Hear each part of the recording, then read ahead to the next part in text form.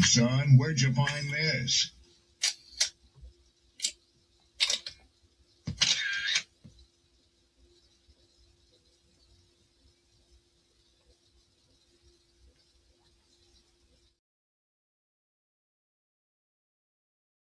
Don't be offended by the truth.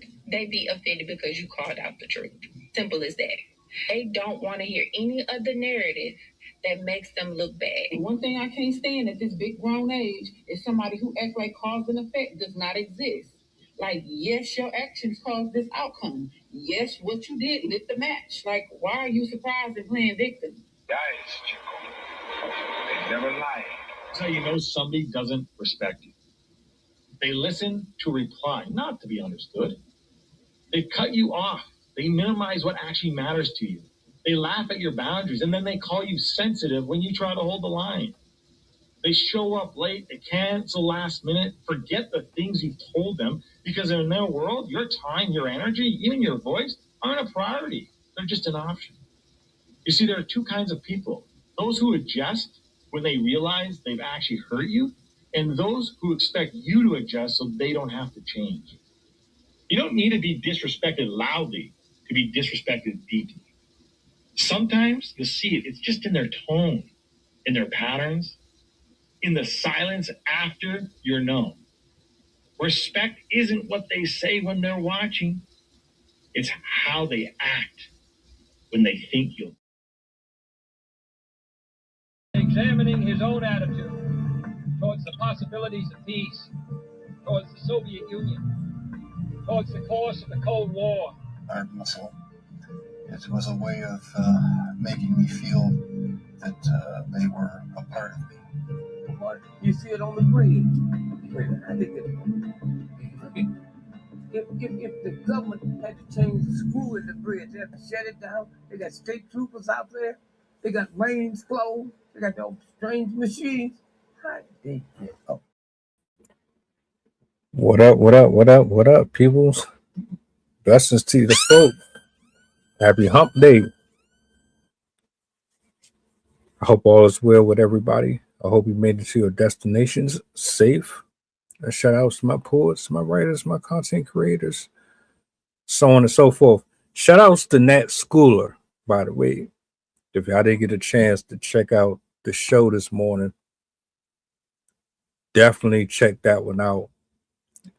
Love chopping it up with the brother. He's brand new to the panel. You'll see him Wednesdays and Thursdays. He won't be with us this Thursday. He will be with us next Thursday. But that was a pretty good one. Check that one out. I got Sydney in building. You know how we do on Wednesdays. I'm going to bring her up. And we're going to get the show rolling. Do me a solid. Like, share, repost, hype this video up. Let the people know that we are on. And let's get it. Sid, what up?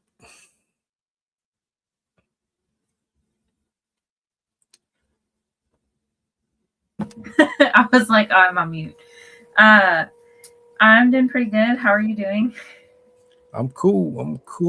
I'm not feeling this wishy-washy weather. It's cold one day, feel like it's gonna snow, then the next day it's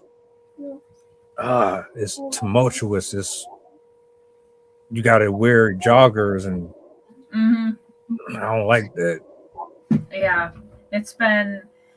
we had a cold bubble a couple weeks ago, or like a week and a half ago, but now we're back to like, yeah, it's June, the middle of summer. It's really hot, mildly humid, so the weather here can't really decide what it's doing either. Best thing you can do is be prepared for whatever, because I'm really susceptible to getting sick with the weird stuff. That's why I don't really particularly like it too much, because I wake up in cold sweats and then 2 hours later I got the runny nose, I got a migraine, and just leave me alone. Yeah. I for me, it always throws me off because our house is always extremely cold. My husband and our roommate do not like hot temperatures. And so we have fans going on all the time. My husband has a fan that's like always pointing out the window. So it can get very cold in the house, and it's deceptive because then I'll go outside in a long sleeve and long pants. And as soon as I step outside, I'm like, oh my God, it's like 85 degrees outside. What is happening? Where I was cold inside and needed a full sweater and slippers and everything. So it always throws me off when, like, and it'll look so mild outside. You'll see like a little layer of fog in the distance. And then you go outside and you're like, wow, this is Las Vegas. Right on, right on. Hey, look, I'm gonna let you do your thing. Real quick, shout out to Jalen. Appreciate you for pulling up. Shout outs to everybody that's in the building. I'm gonna give you the floor, let you do your thing. I'll be here in the background. Y'all grab you something, snack on, something to drink, get comfortable. And I'll see you in a little bit. All right. Awesome. Hello, Jalen. Welcome. I am excited to do this one. It's something I think about a lot. I just don't really talk about it a lot. Obviously, I'm usually going for more scientific topics. But I felt this is really important to talk about because it is at this point affecting most people. We have a housing issue in the US. It's quite obvious. And it's an abundance of parts to this issue, where we have a housing shortage, where there just isn't enough homes in areas where they need homes. There's an abundance of homes that aren't selling in places that people don't want to live anymore. And we also have a lot of people that are just flat out not able to afford housing because things are wildly expensive to buy. So we have a strange dichotomy in the US where we do have an abundance of houses in certain areas. It's just people can't afford to live in them, or they can't find jobs in the areas where there are houses. And so we have record homelessness, which is, from what I've researched, obviously the data is not going to be complete because a lot of homeless people are not accounted for. It's hard to keep track of people that are technically housed but aren't actually housed, such as individuals that are staying with parents, staying with friends, couch hopping, as well as the number of people that I've seen online who are now staying in storage units and hotels, living in parks, living in their cars, RVs, you name it. People are getting a lot more creative. So I think that they, just in my personal opinion, I think they underestimate how many homeless individuals we have in the country. But it's undoubtedly at the level that it was in the Great Depression. Great Depression, I believe it was 25% of the population was considered homeless. And we're definitely, I think we're there. Not to mention, I think the term is called underhoused, where it's the category for people that they have housing, but they're house poor. They have the place to live, but they can't afford anything else. Like, they're putting most of their income, 60% and up of their income, into the house itself, the rent, the mortgage, whatever it is, just to stay afloat. And so even though they have a place, they're still technically like underwater because of the cost of housing.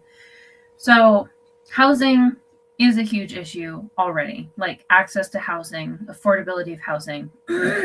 But something that I've also been noticing over the past couple of years, particularly since 2020, around the time that we had that buying boom where we had all of those people sitting at home starting to like invest and get into other things, as opposed to just working. And that's when a lot of people started buying a lot of homes. I guess partially started because of the pandemic, people needing like a place to go, a place to settle down. Maybe people were trying to get away from apartments and stuff like that. But there was a huge spike in the housing market in 2020 and 2021, which significantly drove up prices. If you ever look at prices between before 2020 and post 2020, the difference is insane. I've seen houses. I look at houses in my area for pricing and stuff like that, just to kind of understand what's going on in my area. And if you look at homes before 2020, that house would easily go for sub 100,000. Like a 2-3 bedroom house you could get for like 90,000, 125,000. Now those houses are going to be 500,000, 600,000, 700,000. I've even seen like rat infested like drug base houses that are selling cash 600,000, 500,000 for like you have to tear this down and rebuild it houses. So housing prices are a massive issue. But on top of that, just like other commodities in life, I'm sure we've all noticed the decline of quality in clothing and furniture and cars and all the other things. The same thing is happening to houses. And so I wanted to talk about that part, because I think unless you're a home buyer, and even if you are a home buyer, a lot of people aren't aware that this problem is happening. But through compilations that I see online of both people buying houses and people who sell houses and people who build houses, or I forgot what they're called, but the people that like check out the house before somebody buys it so they can point out all the issues. I've seen a lot of videos from them as well, where they're just going through the house and showing all of the issues with these new houses that are being built. In the past, homes were not built at such a high rate of speed.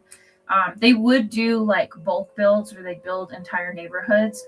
But now a lot of homes are being built like against the clock. They're like as fast as you possibly can. And so the housing quality, the way the house is put together is really trashy, to put it lightly. I have seen hundreds of videos of surveyors and homeowners and stuff going through and showing parts of their house, and there's literally like the siding can just be pulled off, like the plats that go along the side of your house to prevent rain from getting in. You can just wiggle them and pull them out. I've seen like holes in the wall that were never filled in. There was one crazy one where they showed from the inside of the house, the beams that were holding up the ceiling. It just had like nails sticking through, all coming out like just spiky all along the bottom of that board, and it was through the whole building. Unfinished quality where there's nails sticking out, there's things that are not filled in with insulation, there's windows that literally have like holes between the window and the wall. I even see this in my own house. If you look around my house and you pay attention for it, you can actually see like some of our doorways are not straight. One of the walls, or like one of the sides of the door, will go like kind of diagonally. There's also one area in our living room that has like I don't know why it's there, but just like a piece that kind of comes out, a partial wall. And if you look at it, like dead on, it's actually like off angle. It doesn't actually line up at right angles. It's more like, I think it's more like that kind of shape. More subtle than that, but it's still like not at right angles. You can also see that in our ceilings. There are parts of our where the walls kind of come up at a diagonal, where they don't meet at a 90-degree angle with the ceiling. You can even see parts of one of our walls. It like isn't straight. It actually will come out a bit and then go back in. So even in my own house, I see these things happening. And for example, when we moved in here, we had a built-in dishwasher. It literally fell out of its holder piece, like under the counter. It like came unglued from inside the cabinet and fell on the floor and like tore the tiles on the floor. The flooring that they used, by the way, I'm not complaining about our house. I'm very grateful that we have this house. We didn't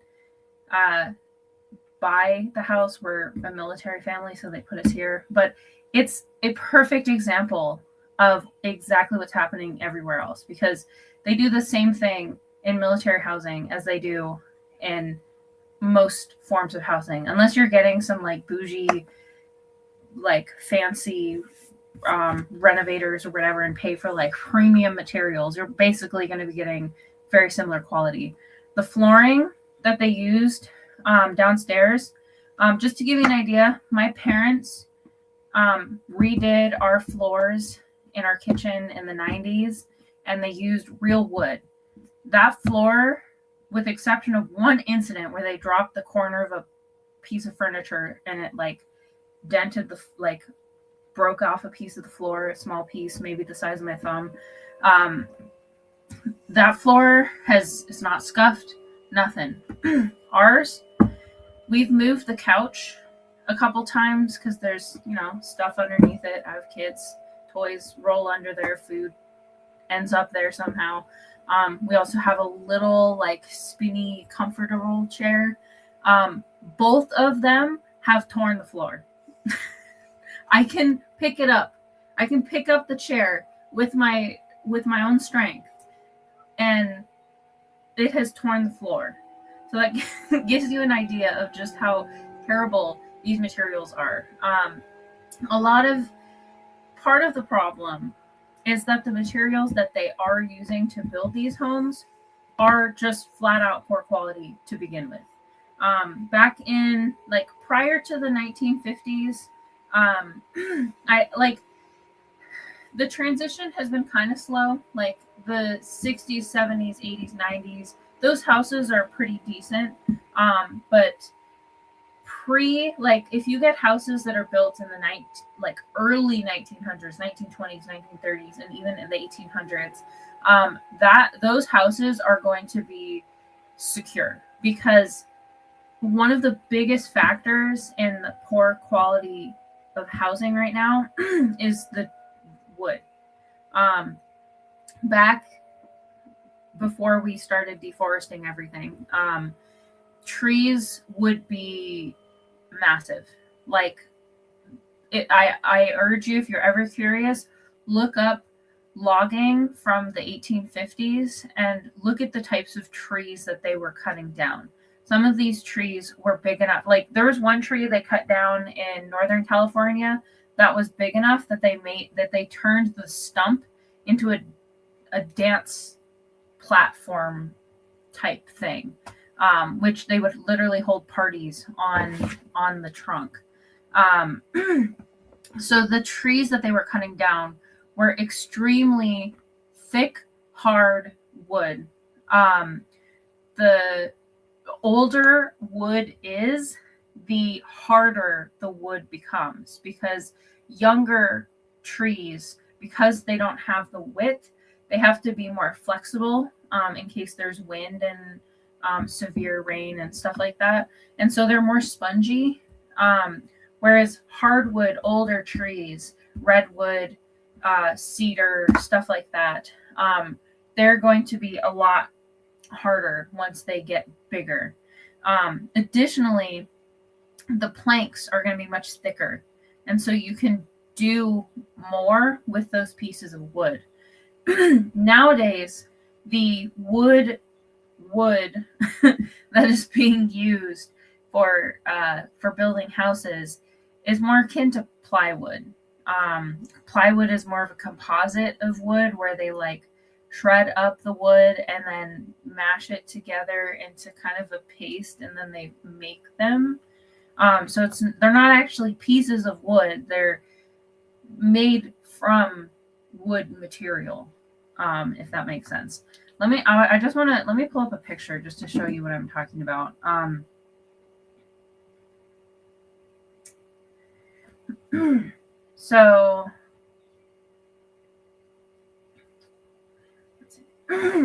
So this is a piece of wood from the 1800s versus from 2025. As trees grow, let's make sure you can see me. Turn down that brightness. As trees grow, they form rings. And the more rings a tree has, the more sturdy and stable it is. And so it's kind of hard to tell in the middle, but all of those rings, you can tell. So that wood is going to be a lot more sturdy, more water resistant, less flammable. Whereas you see 2025, that was made from a tree that they probably farmed, where they grow trees specifically to make wood. And you can see how far apart the rings are, which means that wood is going to be very spongy, because the outer part, that's basically where the bark would have been when it was like exposed to the air. And so the more rings you have, the more strong that wood is going to be. So that wood is like, you could probably puncture that with, like, if you took a screwdriver or a hammer, you could probably dent that really easily. That would be pretty hard to probably like nick it, but this one is gonna be noticeably softer. Like, there's some plywood that I've handled before that like you can like puncture it with your nail.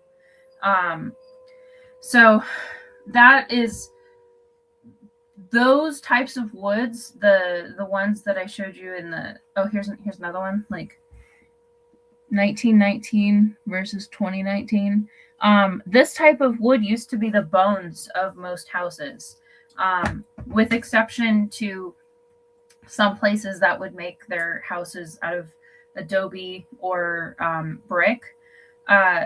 Houses that are like, the Victorians that we'd see, the big, beautiful, like ornate mansions and stuff, that they would have been using those hardwoods. And so that is why they have lasted so long.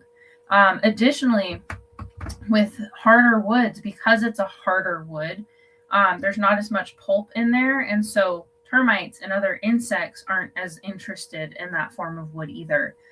So if you have the softer wood, it's much easier for you to get termites than it is if you have that really nice old wood.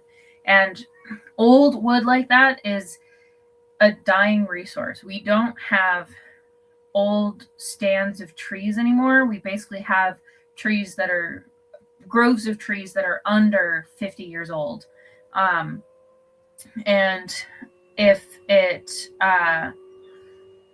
and the old trees that do exist, we can't use because most of them are protected at this point.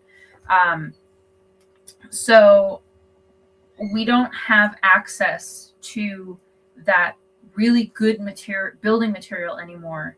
And so we end up relying on plywood and other materials that are similar to plywood, but manufactured. Like, a lot of the building materials that they use now are basically just plastic derivatives. before I forget, let me also show you the that stump that I was talking about. Just taking it, and then also think about how much wood that you're able to get from those giant trees. Let's see.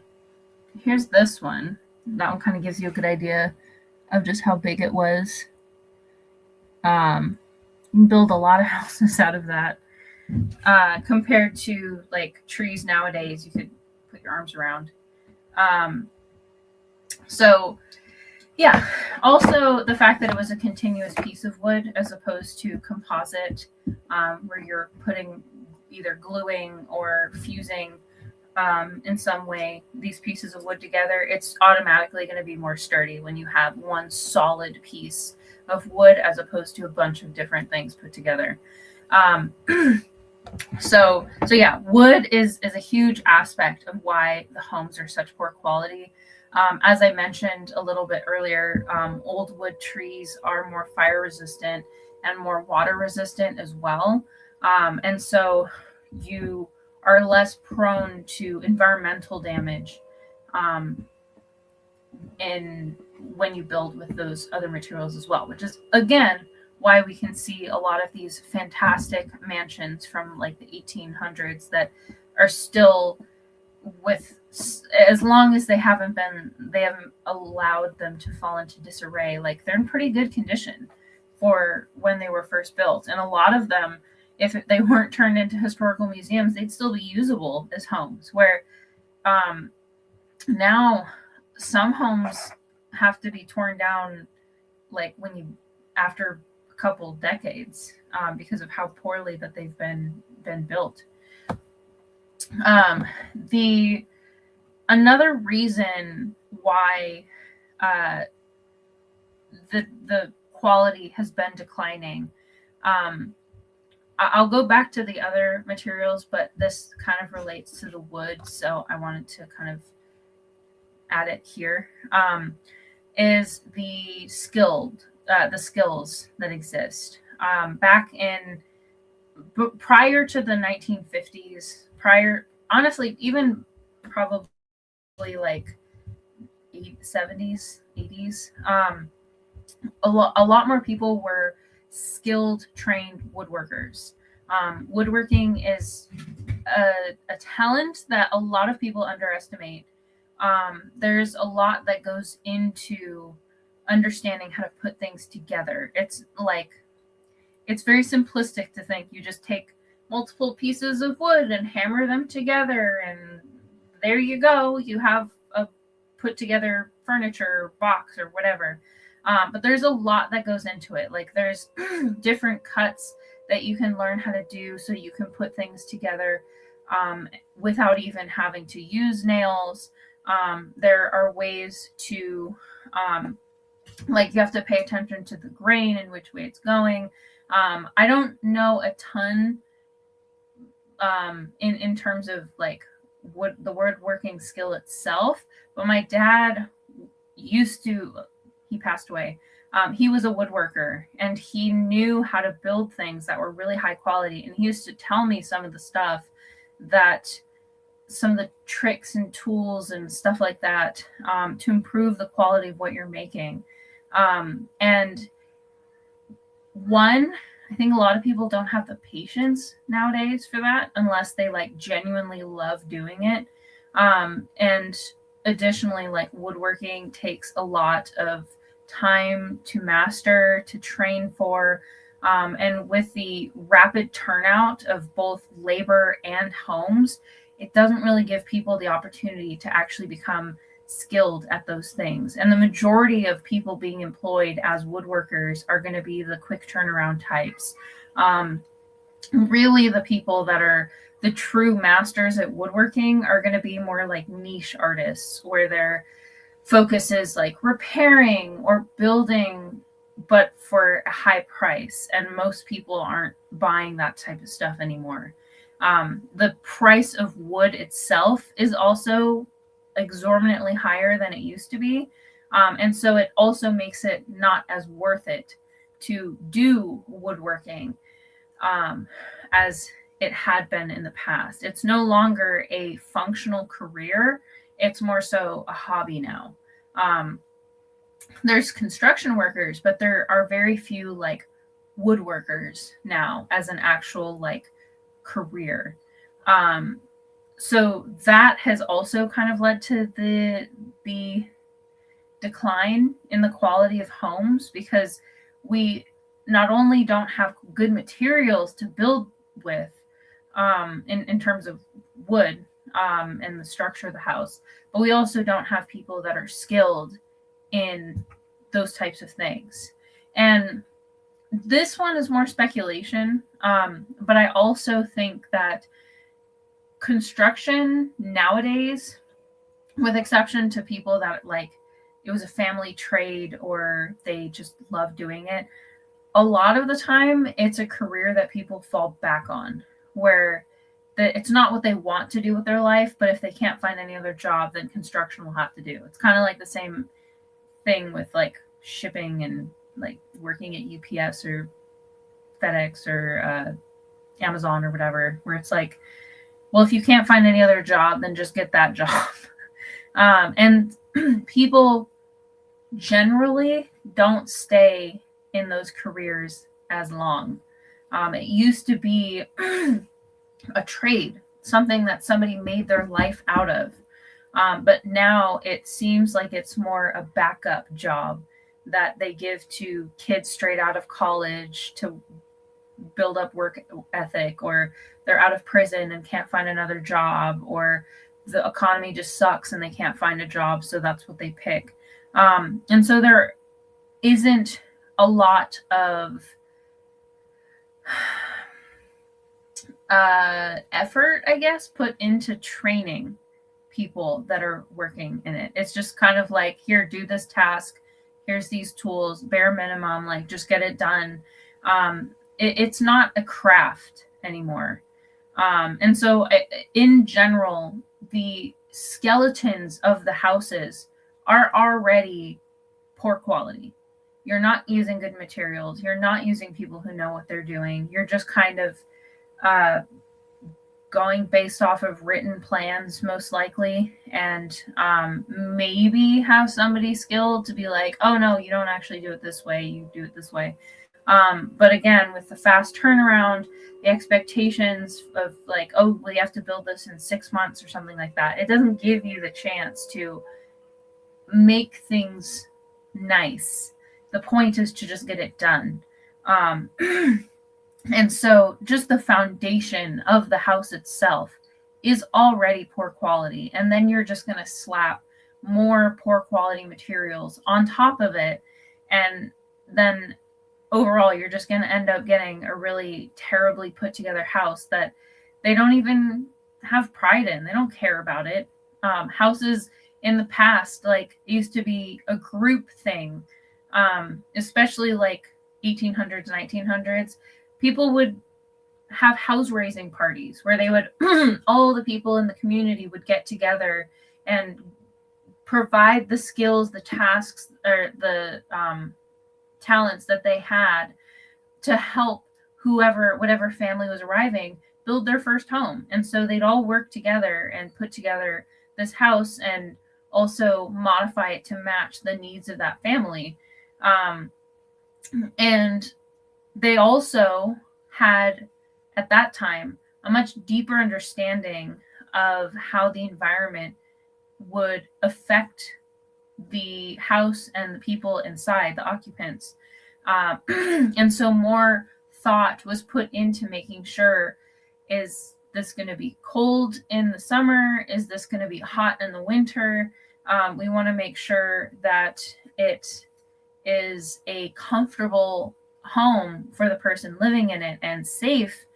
And so they had a lot of tricks and little things that they do to improve the quality of the inside of the home.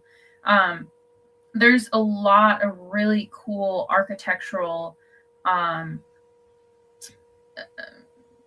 don't know what to call it beside tricks, but things that they've done inside older homes that improve ventilation, temperature control, the flow of like smoke out of the house if they relied on the chimney. There's a lot of things that they knew how to do, so they didn't even need technology to maintain certain parts of the house. The one that comes to mind is old Victorian houses often will have little tiny windows at the top of the roof that they could open and close to let hot air out or keep in cold air, or like keep in the warm air. And so even without electricity, they had a basically working air conditioner. So yeah, they knew a lot more about what they were doing in a way that improved the quality of the home and the quality of life inside the home. Now it's much less about like what can we do for the people that are going to be moving in here, and more so what's the bare minimum that we can put in here and make the most profit.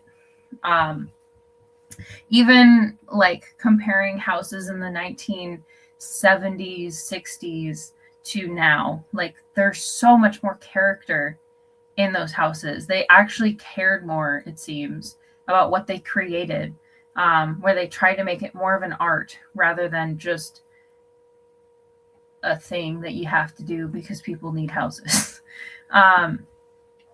And so now, like beyond the structure of the house, which obviously the skill has declined, the quality has declined, but the stuff that they're putting on top of that, on top of the structure to make the rest of the house, all of that has also declined as well. Not only do they not care much about what they're using, they just kind of do whatever's the cheapest material and looks visually the nicest, even if it's not actually that high quality of the material. They also don't really put in a lot of logic, I guess, into the things that they're using. Kind of like what I was saying with our vinyl floors. They just pick what looks good, not what's actually going to stand up to the test of time. I think at this point, a lot of builders kind of expect that people are just going to gut the house and renovate it to match what they want anyway. So who cares? Like, you don't have to use any quality materials at all for these houses. You can just put in whatever. And as long as it looks nice and it gets someone to buy it, that's all that matters, even if it's only going to last like 2 years. But this is what we're seeing. They're overwhelmingly using plastic material alternatives to build homes, to decorate the homes and stuff like that. They're sorry. I've seen like plastic shingles on roofs that break instead of clay, which clay helps to moderate the temperature inside the house. But of course, that's too expensive, so they want to use plastic tiles. They used to use, I forgot what fiberglass, I think, for insulation, as well as just high quality walls that didn't leak air. And they helped moderate the temperature inside. But now they use I think it's a polyurethane foam, like a hardened foam.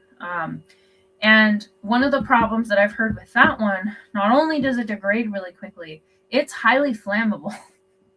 So we're building houses, same with vinyl chloride, the stuff that they use on flooring, some of the other materials that they use for like the roofing and stuff like that. A lot of this plastic stuff that they're choosing to put into homes are extremely flammable. And not only are they flammable, but unlike wood, when wood burns, it kind of burns away, pieces might fall off, whatever. When plastic burns, it melts. And so if you're inside a home that has a lot of plastic in the walls or the ceiling or whatever, you're going to have burning plastic dripping down onto you as your house is on fire. Not to mention those, when you burn plastic like that, it releases fumes that can be deadly.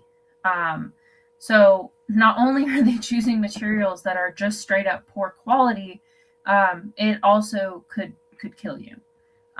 Additionally, plastic is a very poor conductor of heat and cold, and so it really doesn't offer very much protection in really cold temperatures or really hot weather. Not to mention, if it gets hot enough, you're going to have damage to the parts that are exposed to the sun anyways, because plastic doesn't, like with wood, because it's a natural substance, it'll expand and contract as the environment gets hotter or colder. There's water, the structure of wood allows water to be held inside without causing damage. But with plastic, it doesn't have a high quantity of water content in comparison. And when it gets hot, it basically just cracks. It cracks, it dries out, it falls apart. Certain types of plastic even basically turn to dust. So the materials that they're using on the tops of your houses, on the sides of your houses, around your windows, on your floors, all of that stuff is not very resistant to damage, is not very resistant to temperature, is not very resistant to fire. And all of these things are terrible when you're trying to build a house that is safe for the people living in it. Not to mention, some of the types of materials that they use, even without fire touching it, will give off fumes anyways. You can, there's a reason why you cannot microwave plastic Tupperware or plastic cups, because it will leach those chemicals into your food when you cook with them. Not to mention, it could just straight up melt. But it can be dangerous. Some of this stuff is toxic and can be a carcinogen, causing cancer, and is not very resilient either to any sort of damage, and most of the time just has to be thrown away, which brings up another point too. It's terrible for the environment. With wood, it decomposes, it turns into habitat for other animals, bugs, whatnot. You can even use wood chips and whatever to help fertilize and make mulch and stuff for future plants. So it's sort of reusable in a way. You can also reclaim wood and use it for other purposes. With plastic, once it's trashed, it's trash. You can't do anything with it. The myth of plastic recycling is still pretty pervasive, where people think plastic, well, you just melt it down and reuse it. But as plastic gets used, gets exposed to the elements, gets exposed to heat, the bonds that make up the plastic break down, and it becomes a poorer quality plastic. And so that's why you see on the bottom of plastic objects, it'll have the little recycling symbol and have numbers. I think it's 1 through 6 or 1 through 4. And whichever number it has on the bottom is how many times that plastic has been reprocessed. And generally, once it reaches 3 to 4 times of reprocessing, it's not useful anymore. It's just not going to be stable enough to utilize as a material. And so when they do these renovations, when they gut these houses and throw out all of the flooring and the ceiling tile, the roof tiles and the plastic plumbing, all that's going in the trash. It's not being reused. The plastic plumbing brings up another resource that is not used anymore. Copper used to be the primary material used for piping, all the plumbing in your house, for your toilet, your bathroom, everything. Copper is antimicrobial, antibacterial, and it's also resistant to like chemicals in the water and stuff like that. It has a number of different properties that make it one of the safest materials to use when transporting water through the household. But they don't use it anymore because A, it's very expensive, and it's also harder to find. And so copper is no longer the normal method of normal material used for plumbing. Instead, we use plastic. And those are not good because with copper, it deals with temperature changes better because it's a metal, so it's malleable, it's soft. It enables the pipes to expand and contract if there's weather swings, particularly freezing weather. With plastic, it just ruptures, and oftentimes you have to okay, thank you. You have to throw out the entire line of piping, and you aren't able to just like it yes, you can here. It will oh my gosh, what's the word I want to use?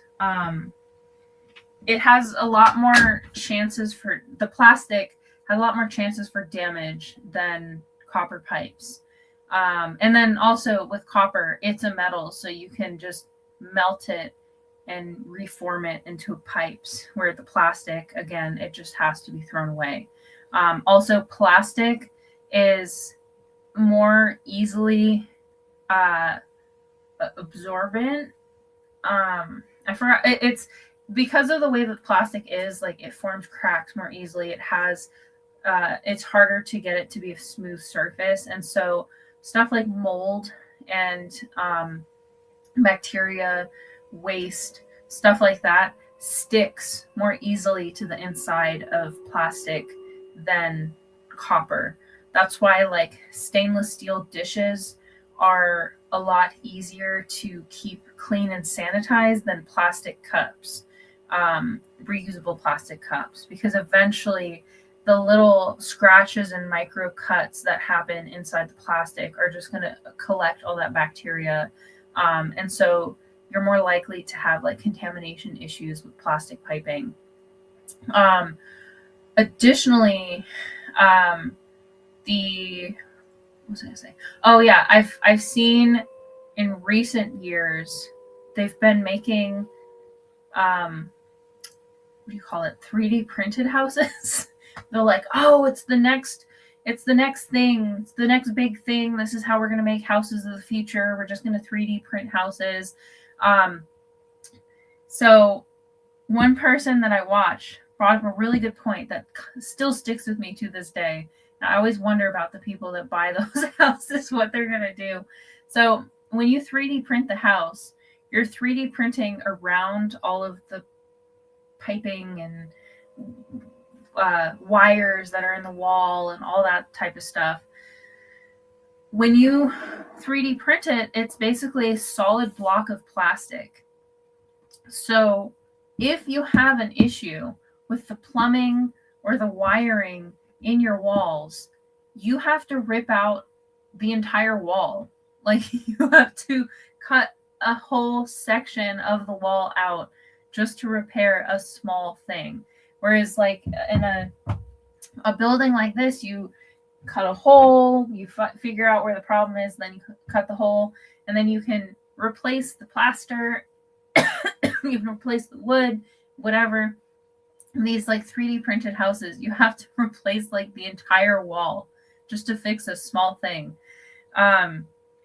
So I don't put a lot of stock into those 3D printed houses. It sounds great because they're like, oh yeah, we have a quick turnaround and we'll be able to make so many houses and we'll solve the homelessness crisis. But it's just going to end up as being more trash. And I mean, we all know that they don't actually care about homeless people. They just want more money. So they're just trying to do everything as cheaply as possible, using the least materials as possible, but getting the most amount of money as they can. But slight tangent, because obviously that's not the common method of building, but I had to throw that one in there. So yeah, the houses that are ending up on the market today, honestly, even when I look at houses, we're not like seriously looking at houses, but I still would like to buy a house one day, for security and whatnot purposes. I will never look at houses that were built after the 1990s. Maybe early 2000s, like before 2008. But most of the new houses, I just don't trust anymore because the materials that they are using are not suitable for the environment that those houses are in very frequently. Another example that made me think of, Florida. I mean, honestly, a lot of places that have humidity right now are having a massive issue with mold. If you're buying a new house, make sure to have somebody come in and check your house for mold, because there are people that are moving into these brand new, just refurbished, everything's like just been put in, and they open the wall and it's just black mold. That happened to our neighbor. They moved into their house. She had 2 older kids and she had just had a baby while they were in the house.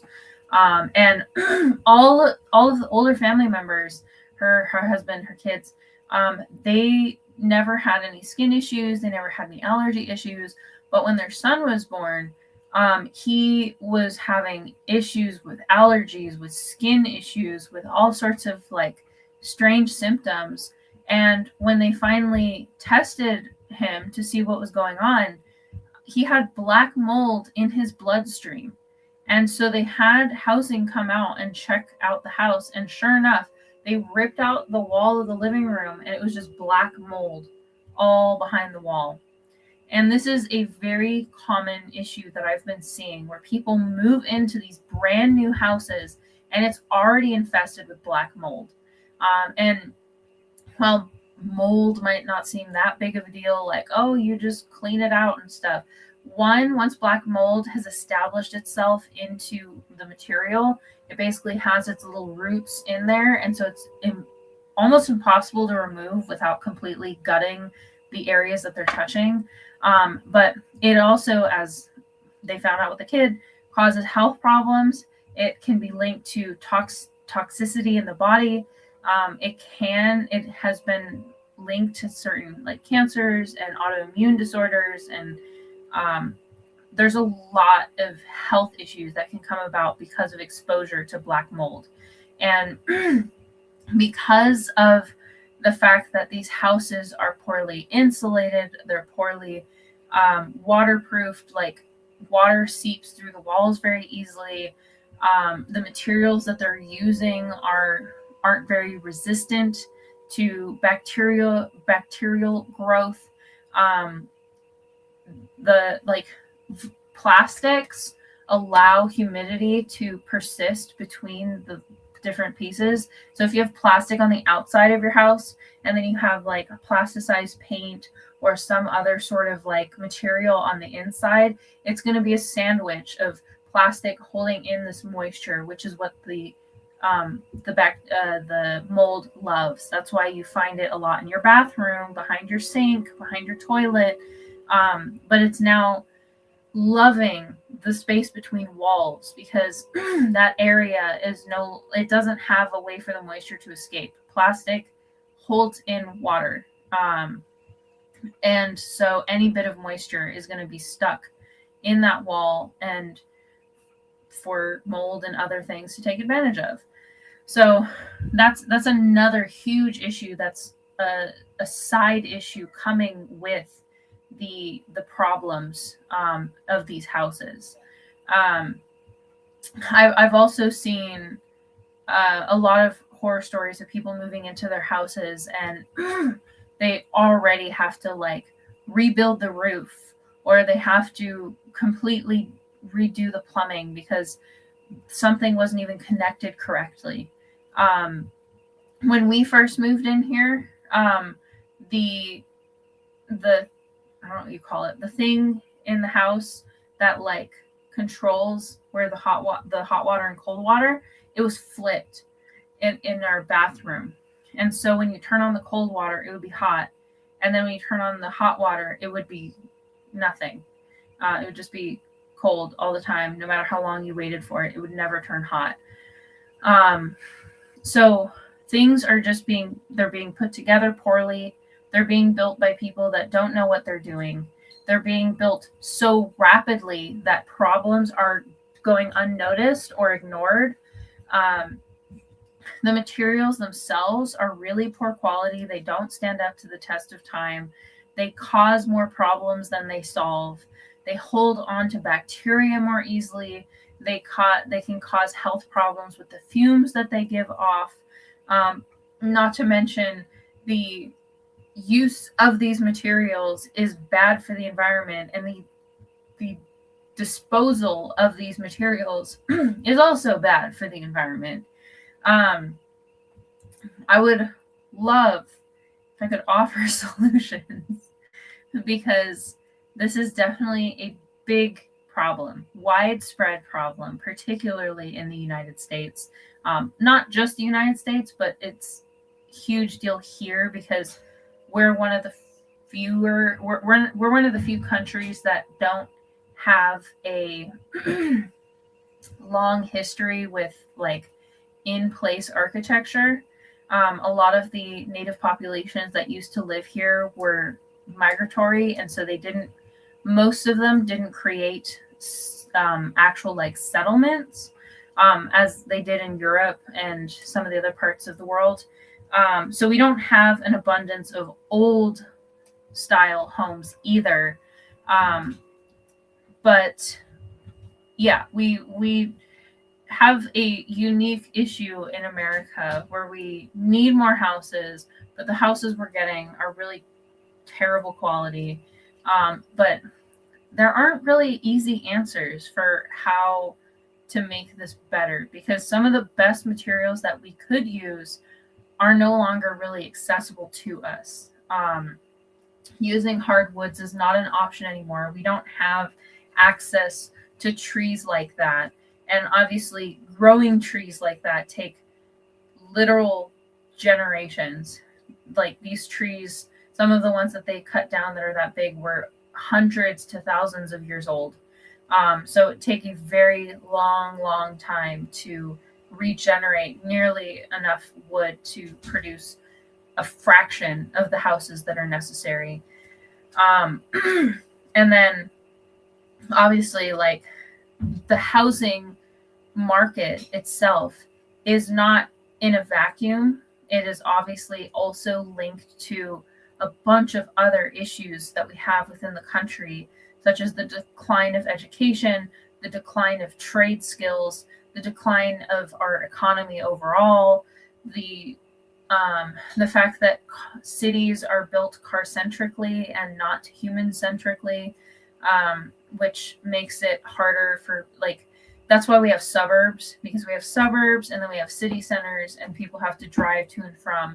We don't have the integrated cities like you can find in Europe, Canada, and other places. So we have kind of a conglomeration of issues that make it very difficult to actually create genuinely good neighborhoods for people. And so in lieu of not having an actual solution to offer, what I can offer is words of caution.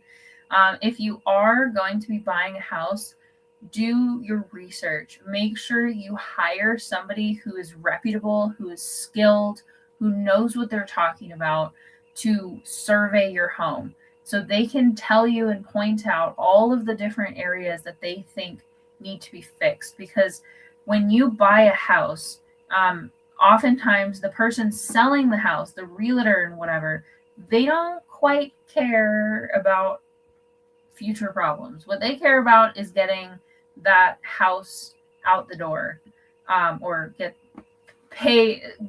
it paid for and move on to the next house. So they're not going to be fully honest with you about the actual quality of that home. And honestly, they might not even know. They might not have the skill to know. So hire someone, I think they're called surveyors, it might have a different name, but basically hire somebody, an expert, to come in and investigate your house before you even sign on the dotted line. You do not want to be stuck with a hot potato of a house where you find out that you have to destroy the entire house and rebuild it just to have a house. And this is something that is happening where they know that there's the problem, but they don't want to be stuck with it. So they're trying to sell it off before they find out, someone else finds out about it. So make sure you have somebody come in, look at the foundation, look at the roof, look at where the windows and the doors, look at the walls, the wiring, the plumbing. There could be so much wrong with that house that you'll never see until you experience the repercussions for yourself, which can be hundreds of thousands of dollars of repairs in some cases. So yeah, get that expert before you ever consider buying a house, so they can tell you whether it is or isn't safe to buy that house. I also highly suggest, if you're able to, I know we're not all in the position to be able to, but if you can, find a house that's an older model. I know a lot of people are like, oh no, I want a modern house. I want, here's my grocery list that I want for this house. But honestly, older houses tend to stand up better. There was a construction, somebody involved in housing. I forgot exactly what his role was. I just remember picturing his quote from the documentary I watched, where he said, houses built in the 1950s and before will be here for another 100 years. Houses built after 2020, they're not going to be here in 50 years. Like, those houses are going to have to be torn down and rebuilt because they're such poor quality that they will not survive disasters, storms, just general existence, wear and tear.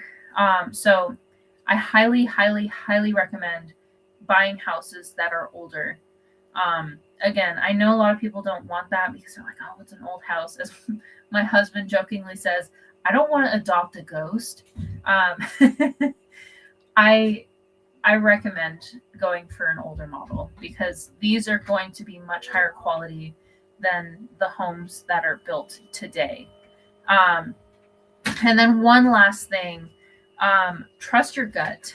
If you feel like something is wrong, something feels wrong about the house, it's going out. It doesn't look right. The person seems shady. You think that you're getting sick, but you don't know why. Don't brush that aside. Don't be afraid to investigate and to seek. Go out for a minute. That she's quite distracting. My apologies. Don't be afraid to seek out experts, to be a complainer. I know that's a huge thing that I've heard. Do find somebody that you can trust to find out what's actually going on, because some of these issues can be dangerous. I have heard of people who were in poorly built homes dying in gas leaks, dying in fires, things going on behind the walls that they could not see, getting sick mysteriously, and they had no idea why, but they end up finding out that something is wrong with the house. Trust your gut. If you think something feels off about a home that you live in or a home that you're planning to buy, don't discount that and be like, oh, I'm sure it's just insert excuse. A home is an investment that should be a decades long thing. When you buy your house, unless you like make a lot of money and can just buy whatever you want, for the most part, that's going to be an investment that's going to last a good portion of your life, if not the rest of your life. And it's very, very important to take that decision as seriously as you possibly can, because housing and housing costs and all that stuff can make the difference between you thriving and you barely struggling to get by, barely surviving. So yeah, make sure that you are very diligent if you do buy a house to make sure you're actually getting something that is safe for you, safe for your family, and also in a location that is safe as well. I'll just throw this in as one last thing. Even though it doesn't really have much to do with quality of homes, just something to keep in mind. A lot of people will not disclose if your home is in a dangerous location. Homes can be located at the fringes of forests, which are wildfire risks. You could be located in a low-lying area that is a flood risk. You could be located close enough to a river that it's also a flood risk. Hurricane zones, tornado alley, earthquake zones. Make sure, based on where you're going to be moving, you understand the natural hazards as well, because that will also help you make a better decision about your house. Not all materials are sufficient to survive certain types of disasters. If you're in California, don't buy a brick house. If you're in Florida, don't buy a house along the beach, unless maybe it's on some really good concrete pillars. If you're in Tornado Alley, you want that brick house. You want that stone house. You don't want a plywood home. So make sure you are paying attention to the things around you as well, because as one of my favorite disaster scientists says, is I don't see the view, I see a fire or a flood. So make sure that, again, you do all the research you possibly can. Look into the history of the home. Look how old the home is. Look at the neighborhood. Look at you can see kind of the history of the buyers and the repairs and stuff like that. All the details matter, because all of those little changes can make a difference in how safe your home is and how high or low of quality it will be. So with that, I hope you learned a lot. I highly recommend, if you're interested in this type of stuff, looking up videos on YouTube just to see what I'm talking about. I know I threw a lot of examples at you, but it helps to kind of drill it in when you actually see the videos of what people are showing inside their homes. One of my favorite YouTubers to watch is what's his name? Zach Rios. He often shows compilations of people showing what their house is like. He's my favorite, but there are other YouTubers that will show like the quality of houses. And really, all you have to look up on YouTube or Google is houses suck these days, or houses are terrible, or houses building quality. And you'll find plenty of examples of how bad housing has become. If you don't believe me, I promise you that stuff is out there. Anyway, other than that, I really hope that you were able to learn something. and I appreciate all of the viewers today. Let me just check out the comments really quick.